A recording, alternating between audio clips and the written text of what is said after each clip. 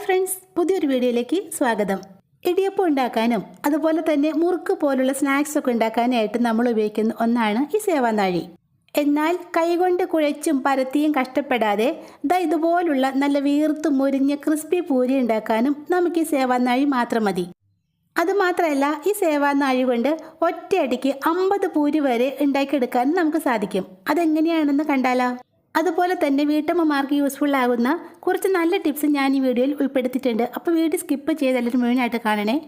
മട്ട അരി കൊണ്ട് ചോറുണ്ടാക്കുന്നവരാണോ നിങ്ങൾ എങ്കിൽ ഉറപ്പായിട്ടും ഈ ടിപ്പ് നിങ്ങൾക്ക് യൂസ്ഫുൾ ആകും. അരിയൊക്കെ നന്നായിട്ട് കഴുകിയിട്ടാണ് നമ്മൾ കുക്ക് ചെയ്യാറുള്ളത്. അപ്പോൾ ഈ അരി കഴുകുന്ന വെള്ളം നിങ്ങൾ എന്താണ് ചെയ്യാറുള്ളത്? പശു ആടൊക്കെ ഉള്ളവരാണെങ്കിൽ അത് കാടിപ്പാത്രത്തിലൊഴിച്ച് അവയ്ക്ക് കുടിക്കാനായിട്ട് കൊടുക്കും. അല്ലാത്തവരാണെങ്കിലോ വെറുതെ അങ്ങോട്ട് ഒഴിച്ച് കളയും. ശരിയല്ലേ? ഈ കാര്യങ്ങൾ അറിഞ്ഞാൽ ഇനി ഒരിക്കലും നിങ്ങൾ അരി കഴുകിയ വെള്ളം വെറുതെ ഒഴിച്ച് കളയില്ല. അരിയുടെ തവിടിൽ ധാരാളം വൈറ്റമിൻസും മിനറൽസും ഒക്കെ അടങ്ങിയിട്ടുണ്ടെന്ന് നമുക്ക് എല്ലാവർക്കും അറിയാം. അപ്പോൾ ഈ അരി കഴുകുന്ന വെള്ളത്തിലും അവയൊക്കെ ഉണ്ടാവില്ലേ? അങ്ങനെ ധാരാളം പോഷകങ്ങൾ അടങ്ങിയ ഈ വെള്ളം വെറുതെ ഒഴിച്ച് കളയാതെ ആടും പശുവൊക്കെ വളർത്തുന്നവരാണെങ്കിൽ അവയ്ക്ക് കുടിക്കാനായിട്ട് കൊടുക്കാം. ഇതൊന്നും ഇല്ലെങ്കിൽ എല്ലാ ദിവസവും അരി കഴുകുന്ന വെള്ളം കളക്ട് ചെയ്ത് വെച്ചിട്ട് അത് നന്നായിട്ടൊന്ന് പുളിപ്പിച്ച ശേഷം നമ്മുടെ പച്ചക്കറി ചെടികളുടെ ചുവട്ടിലോ പൂച്ചെടികളുടെ ചുവട്ടിലോ ഒഴിച്ചു കൊടുക്കാവുന്നതാണ്. അരിക്കാടി നന്നായിട്ട് പുളിച്ച് കഴിയുമ്പോൾ അതിലടങ്ങിയിരിക്കുന്ന ഈ പോഷകങ്ങൾ നമ്മുടെ ചെടികൾക്ക് വലിച്ചെടുക്കാൻ പാകത്തിനുള്ള നല്ലൊരു വളമായിട്ട് മാറും. അരി കഴുകിയ വെള്ളം ഇതുപോലൊരു ബോട്ടിലേക്ക് ഒഴിച്ചതിന് ശേഷം നമ്മുടെ ചെടികളുടെ ഇലകളിലും തണ്ടുകളിലൊക്കെ സ്പ്രേ ചെയ്ത് കൊടുക്കാം. ഇലകളിലെ മഞ്ഞളിപ്പ് മാറാനും അതുപോലെ തന്നെ ചെടിയെ നശിപ്പിക്കുന്ന ചാഴി, മുഞ്ഞ ഇവയുടെ ശല്യം ഇല്ലാതാക്കാനും നല്ലൊരു മരുന്നാണിത്. മുളക് ചെടിയിലുണ്ടാകുന്ന കുരുടിപ്പ് മാറാനും അതുപോലെ തന്നെ ഇലക്കടിയിലൊക്കെ ഉണ്ടാകുന്ന വെള്ളീച്ചയില്ലേ, അതിനെ തുരത്തി ഓടിക്കാനും പറ്റിയ നല്ലൊരു മരുന്നാണ് കേട്ടോ ഇത്. അപ്പോൾ ഇനി അരി കഴുകുന്ന വെള്ളം വെറുതെ ഒഴിച്ച് കളയണ്ട കേട്ടോ, ഇങ്ങനെ ചെയ്താൽ മതി. എല്ലാവർക്കും തന്നെ യൂസ്ഫുൾ ആവുന്നതാണ് നമ്മുടെ അടുത്ത ടിപ്പ്. നമ്മളെല്ലാവരും തന്നെ കറിക്കും പലഹാരത്തിനൊക്കെ ആയിട്ടുള്ള തേങ്ങയൊക്കെ അരച്ചെടുക്കുന്നത് മിക്സിയിൽ വെച്ചല്ലേ? ഇതുപോലുള്ള കുറച്ച് പഴകിയ മിക്സി ജാറിലൊക്കെ വെച്ച് തേങ്ങ അരച്ചെടുക്കുമ്പോൾ തേങ്ങ നമ്മൾ വിചാരിച്ച പോലെ അത്ര പെർഫെക്റ്റ് ആയിട്ടൊന്നും അരിഞ്ഞു കിട്ടാറില്ല. എന്നാൽ ഈ ഒരൊറ്റ സൂത്രം ചെയ്താൽ മതി, എത്ര പഴഞ്ചൻ മിക്സി ജാറിൽ വെച്ചും തേങ്ങ നല്ല വെണ്ണ പോലെ തന്നെ നമുക്ക് അരച്ചെടുക്കാൻ സാധിക്കും. ആദ്യം തന്നെ അരയ്ക്കാനുള്ള തേങ്ങ ജാറിലേക്ക് ഇട്ടതിന് ശേഷം പാകത്തിന് വെള്ളം ഒഴിച്ചു കൊടുക്കണം. നമ്മുടെ തേങ്ങ നല്ല വെണ്ണ പോലെ അരച്ചെടുക്കുന്നതിന് വേണ്ടി ഞാനിതിലേക്ക് ഒഴിച്ചു കൊടുക്കുന്നത് വിനാഗിരിയാണ് കേട്ടോ. ഇതിപ്പോൾ 1 കപ്പ് തേങ്ങയാണ് ഞാനിവിടെ എടുത്തിട്ടുള്ളത്. അതിലേക്ക് 1/2 സ്പൂൺ അളവിലാണ് വിനാഗിരി ചേർത്ത് കൊടുക്കുന്നത്. വിനാഗിരി ഒഴിച്ചതിന് ശേഷം നമുക്കിതൊന്ന് അരച്ചെടുക്കാം. കണ്ടോ, നല്ല പെർഫെക്റ്റ് ആയിട്ട് തന്നെ നമ്മുടെ തേങ്ങ അരഞ്ഞ് കിട്ടിയിട്ടുണ്ട്. കറിയൊക്കെ ഉണ്ടാക്കാനായിട്ട് തേങ്ങ അരയ്ക്കുമ്പോൾ വിനാഗിരിക്ക് പകരമായിട്ട് ഒരല്പം ഉപ്പ് ചേർത്ത് അരച്ചെടുത്താൽ മതി. ഉപ്പിട്ട് അരയ്ക്കുമ്പോഴും തേങ്ങ നല്ല വെണ്ണ പോലെ തന്നെ അരഞ്ഞു കിട്ടും. അപ്പോൾ ഇനി ഏത് പഴഞ്ചൻ മിക്സി ജാറിൽ വെച്ചും തേങ്ങ നല്ല വെണ്ണ പോലെ അരച്ചെടുക്കാനായിട്ട് ഈ ടിപ്പൊന്ന് ട്രൈ ചെയ്ത് നോക്കൂട്ടോ. കൈ കൊണ്ട് കുഴയ്ക്കാതെ പരത്താതെ വളരെ എളുപ്പത്തിൽ നല്ല ബോൾ പോലുള്ള ക്രിസ്പി പൂരി ഉണ്ടാക്കിയെടുക്കാം. പൂരി ഉണ്ടാക്കാനായിട്ട് ഞാൻ എടുത്തിരിക്കുന്നത് ആശീർവാദിൻ്റെ ഗോതമ്പ് പൊടിയാണ് കേട്ടോ. ഇതിൽ നിന്നും 2.5 കപ്പ് ഗോതമ്പ് പൊടി നമുക്കൊരു ബൗളിലേക്ക് ഇട്ട് കൊടുക്കാം. ബോൾ പോലെ വീർത്ത ഒട്ടും എണ്ണ കുടിക്കാത്ത നല്ല ക്രിസ്പി പൂരി കിട്ടാനായിട്ട് നമുക്കിതിലേക്ക് ഒരു സ്പെഷ്യൽ ഇൻഗ്രീഡിയൻറ്റ് ചേർത്ത് കൊടുക്കണം. പാലപ്പം ഉണ്ടാക്കാനും ഇടിയപ്പം ഉണ്ടാക്കാനൊക്കെ എടുക്കുന്ന നല്ല നൈസ് അരിപ്പൊടിയില്ലേ, അതാണ് നമുക്കിവിടെ ആവശ്യമുള്ളത്.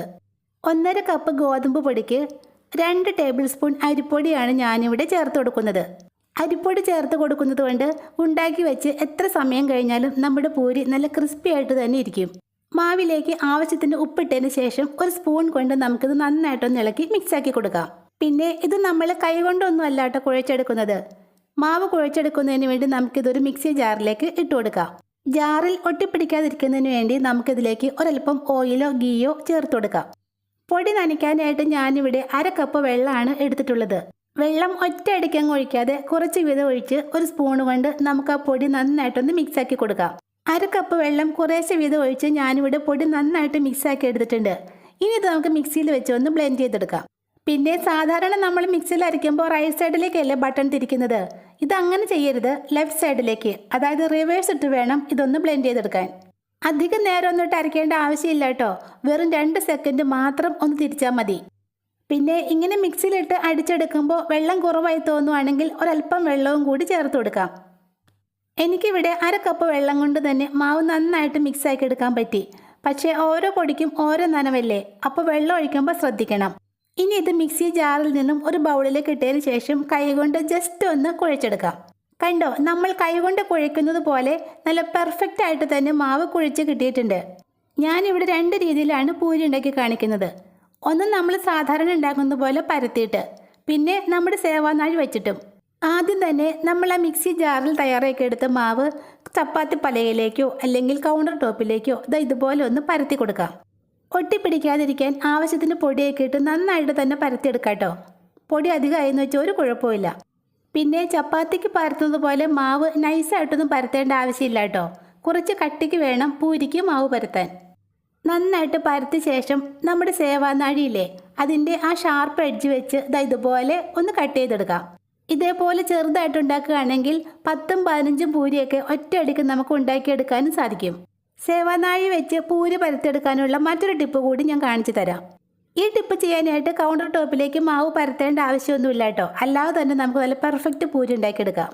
ആദ്യം തന്നെ മിക്സി ജാറിൽ കുഴച്ചെടുത്ത മാവ് ചെറിയ ചെറിയ ബോൾസ് ആക്കി ഒന്ന് ഉരുട്ടിയെടുക്കാം. പിന്നെ പൂരി വറുത്തെടുക്കുന്ന പാത്രത്തിൻ്റെ വലുപ്പം അനുസരിച്ച് പൂരിയുടെ വലുപ്പം കൂട്ടുകയോ കുറയ്ക്കുകയോ ചെയ്യാം കേട്ടോ. ഇനി നമുക്ക് ഒരു പ്ലാസ്റ്റിക് കവർ വേണം. നിങ്ങൾക്ക് ലൈവായിട്ട് കാണുന്നതിന് വേണ്ടി ഞാനിവിടെ ഒരു ട്രാൻസ്പെറൻറ്റ് കവറാണ് എടുത്തിട്ടുള്ളത്. ആദ്യം തന്നെ നമുക്ക് ആ പ്ലാസ്റ്റിക് കവറിലേക്ക് കുറച്ച് എണ്ണ തൂത്ത് കൊടുക്കാം. നമ്മുടെ മാവ് ഇതിൽ ഒട്ടിപ്പിടിക്കാതിരിക്കുന്നതിന് വേണ്ടിയാണ് ഇങ്ങനെ ചെയ്യുന്നത്. എണ്ണയ്ക്ക് പകരമായിട്ട് കുറച്ച് പൊടി ഇട്ട് കൊടുത്താലും മതി കേട്ടോ. എണ്ണ തേച്ച് റെഡിയാക്കിയ കവറിൻ്റെ ഒരു വശത്ത് നമ്മൾ ആ തയ്യാറാക്കി വെച്ചേക്കുന്ന ഒരു ഉരുള വെച്ച് കൊടുക്കാം.